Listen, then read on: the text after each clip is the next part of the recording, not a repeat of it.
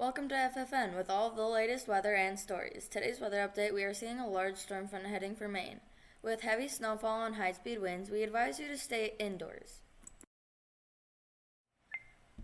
And now, the latest news stories. With the purchase of the Louisiana Territory, people began to move westward to claim the new land and resources there. Now, people are beginning to move to Texas, which is Mexican territory. Now, live from Texas, we have Emily Larson with the scoop.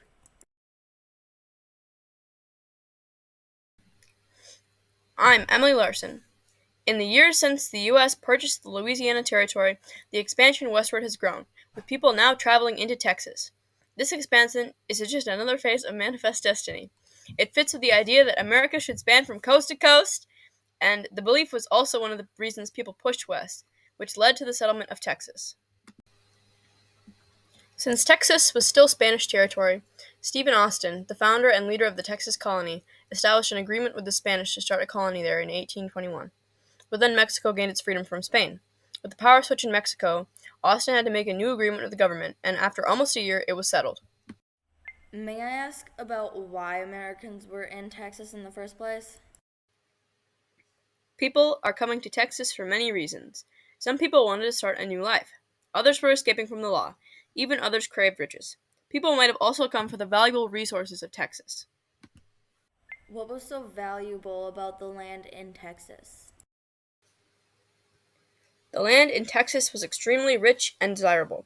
There were forests to the east, rich soil for the production of corn and cotton as well as other crops, grassy plains for animals to graze, and rivers that led into natural ports on the Gulf of Mexico.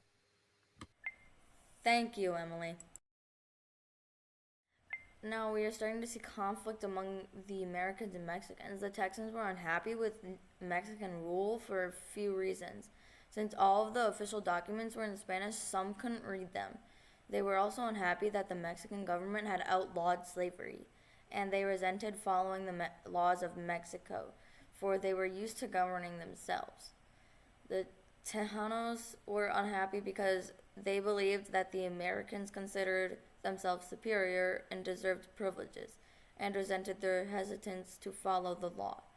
The state sent an inspector in 1829, and he warned of the dangers of Texas and that it could lead to a revolution.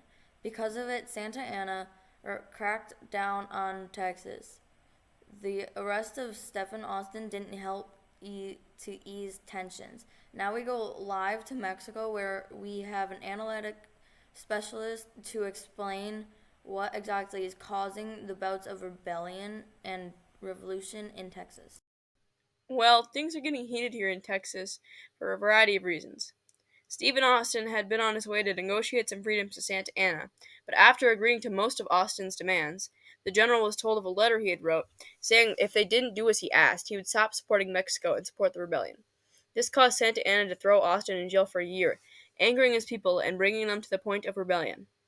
Another thing that brought the people to revolution was the battle for Gonzales. In late September of 1835, Santa Anna sent troops to take the cannon that they had been using to defend themselves against the Native Americans, but they failed.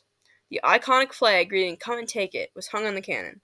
The thing that really pushed all of Texas into rebellion, was the Battle of the Alamo. 2 months after the Battle of Gonzales, Texan troops drove the Mexicans out of an old mission used as a fortress. This was the Alamo. On March 1st and 2nd, 1836, Texans met to decide what to do and decided to declare Texas an independent state. They placed Sam Houston in charge of their forces. Their small army was divided between the Alamo and Goliad, a fort in the south. At the Alamo were frontiersmen Davy Crockett and Jim Bowie, as well as many others.